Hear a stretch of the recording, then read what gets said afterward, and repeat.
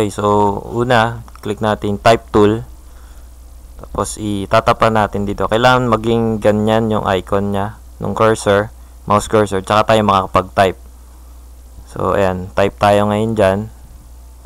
Bornkeys Customs. So normal way of typing lang.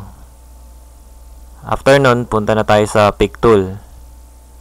Ayan, so pwede na nating ayusin yung position nung text. Okay, so ngayon pili na tayo dito ng font. Subukan natin tong Atari Kids. Iba na lang. Ito, ayan, Vengeance. So sa mga paths naman kasi, or sa mga text na nasa path, pwede siyang galaw-galawin yung position as long as artistic text pa siya. Pagka kinonvert to curve mo yan, hindi mo na magagalaw. So kailangan bago mo gawing convert to curve or maging curve, kailangan sigurado ka na dun sa text na nilagay mo.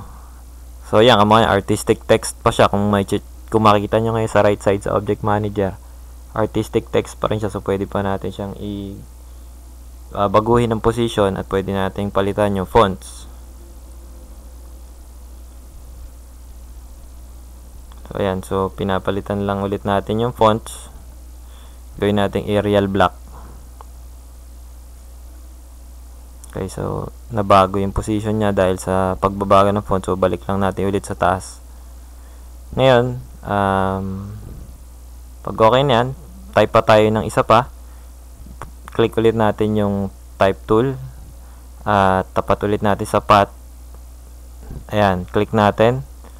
Then type natin ride with style. Ito ngayon yung tagline ng Bornkeys Customs, kaya ito ita-type natin. Ayan, so pagkatapos natin i-type yan, kiklik na ulit natin yung pick tool. Ayan, click natin ulit pick tool, tapos iayos natin ulit yung position. Ayan, ano pa lang naman to, temporary. Palitan natin yung font, gawin natin Arial Black. Ito nga pala dalawang mirror text, yan. Ginamit natin yan para bumaligtad yung ride with style para mas madaling basahin. Ngayon, click natin ride with Arial Black, tsaka natin lakihan, at tsaka natin ipwesto. So halos ganun lang paggamit ng text tool sa path or sa rounded objects.